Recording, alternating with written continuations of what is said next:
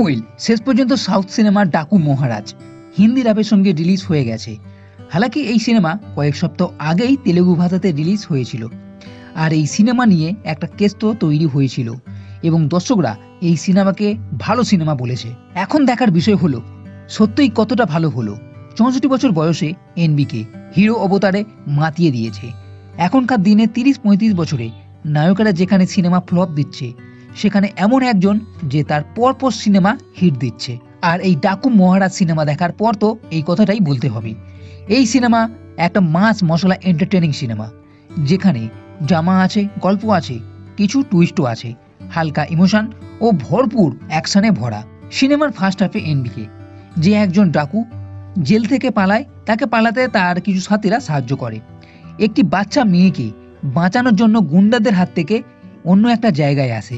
আর second হাফে NPK একজন ডাকু কেন হলো, সে একজন কালেক্টর ছিল, তো ডাকু হওয়ার পেছনে তার কারণ কি আছে, আর এই বাচ্চা মেয়েটিকে কেনই বা সে বাঁচাতে এখানে এসেছে, তার এই স্পষ্ট স্টোরি সব কিছুই এখানে দেখানো হবে। সিনেমা প্রথম থেকেই একটা মাছ মশলা মনে হবে। এনবিকের ক্যারেক্টার ও তার যে অ্যাকশন সিকোয়েন্স আছে সেটা দেখানো হয়েছে, তা তো খুবই ফাটাফাটি।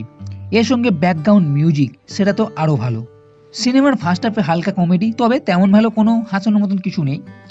ফার্স্ট হাফে এনবিকে এর শানদার এন্ট্রি সিন আছে, কিছু ফাইট সিন, সবের জন্য মোটামুটি ভালো লাগবে। তবে এর যে সেকেন্ড হাফ আছে সেটা ফুল প্যাক সিনেমা, এই ডাকু মহারাজা ও যে ভিলেন আছে তাদের জন্য। এখানে রবি কিষণ ও ববি দেওয়ালও আছে ভিলেনের ভূমিকায়। এই দুজনই পুরো মাতিয়ে দিয়েছে। রবি কিষণ যতক্ষণ স্ক্রিনে ছিল ততক্ষণই দুর্দান্ত মনে হবে। এনবিকে স্টার্নিং পারফরমেন্সের জন্য এই সিনেমা আরও দুর্দান্ত মনে হবে। তবে এখানে উর্বশী রটেলাও আছে, তবে কেন আছে সেটাই হচ্ছে বড় প্রশ্ন। কারণ এখানে উর্বশী এক পুলিশের ভূমিকায় আছে, যে ওই মেয়েটিকে পাহারা দিতে আসে।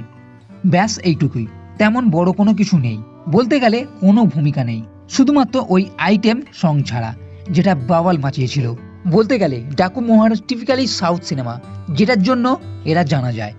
আর সাধারণ দর্শক যেটা আশা করে থাকে, যেটা পছন্দ করে, অ্যাকশনে ভরা মাস একটা এন্টারটেনিং সিনেমা হবে, আর সেটাই ডাকু মহারাজেতে দেখতে পাবেন। সব দিক থেকে এই সিনেমা হিট আছে, আমার তো বেশ ভালো লেগেছে, তাই নিঃসন্দেহে আপনি এই সিনেমাটা দেখতে পারেন। তো বন্ধুরা, এই ভিডিও যদি ভালো লেগে থাকে তাহলে লাইক করো, কমেন্ট করো, শেয়ার করো, আর এই চ্যানেলটির সাথে করতে কখনোই ভুলবে না।